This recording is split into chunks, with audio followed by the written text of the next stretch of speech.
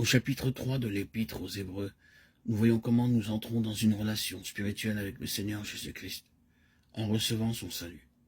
Nous ne recevons pas seulement le pardon de nos péchés et une place au ciel, mais nous devenons pour lui des partenaires spirituels en toutes choses. Cette relation est unique dans son genre. En d'autres endroits de la Bible, nous sommes appelés collaborateurs et partenaires de Dieu, car nous sommes ouvriers avec Dieu. Vous êtes le champ de Dieu, l'édifice de Dieu. 1 Corinthiens 3, 9. Puisque nous travaillons avec Dieu, nous vous exhortons à ne pas recevoir la grâce de Dieu en vain. 2 Corinthiens 6, 1. Ce privilège n'est pas accordé aux anges, bien qu'ils soient puissants, resplendissants et nombreux. Nulle part dans les Saintes Écritures, les anges ne sont appelés collaborateurs et partenaires de Dieu. Mais nous, croyants qui avons été rachetés par le sang précieux du Seigneur Jésus-Christ, nous sommes devenus ses partenaires, afin que nous puissions construire pour lui son habitation éternelle. C'est un grand mystère. Dieu est tellement grand que même le ciel et son immensité ne peuvent le contenir. Et cependant, il veut que nous, des êtres humains, nous lui construisions un sanctuaire ou un lieu d'habitation. C'est en vue de ce but qu'il a amené son peuple d'Égypte en Canaan. Il a envoyé 10 plaies sur l'Égypte et sur Pharaon, et de sa main puissante, il a retiré les Israélites d'Égypte.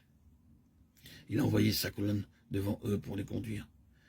La nuit, ce fut une colonne de feu, et le jour, une colonne de nuée. La colonne de feu dispensait la lumière aux Israélites et les ténèbres aux Égyptiens.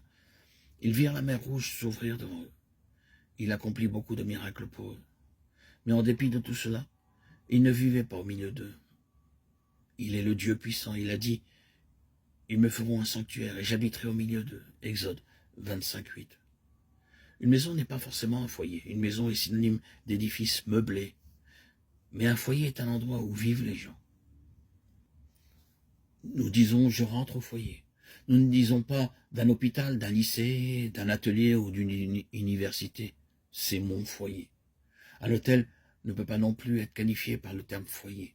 Un foyer est l'endroit où vivent notre mère, notre père, notre mari ou notre femme, nos enfants. L'amour constitue un foyer. Un édifice et des meubles ne constituent pas un foyer. Dieu est amour. Son amour est éternel. Il est tellement grand. Il dit dans Jérémie 31, 3, « Je t'aime d'un amour éternel ». L'amour de Dieu est répandu en nous. De même qu'un père affectueux veut répandre son amour sur ses enfants, de même l'amour de Dieu est déversé dans nos cœurs.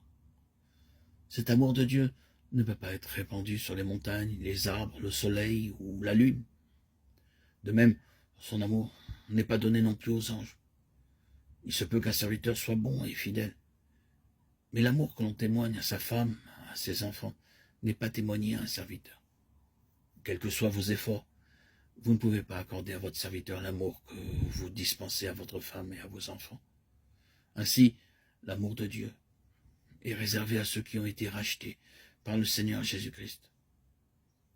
Les anges seront des esprits au service de Dieu en faveur de ceux qui sont nés de nouveau. Dieu veut avoir pour lui un lieu d'habitation éternelle. L'apôtre nous appelle la demeure de Dieu ou l'habitation de Dieu. Nous sommes édifiés pour être la demeure de Dieu.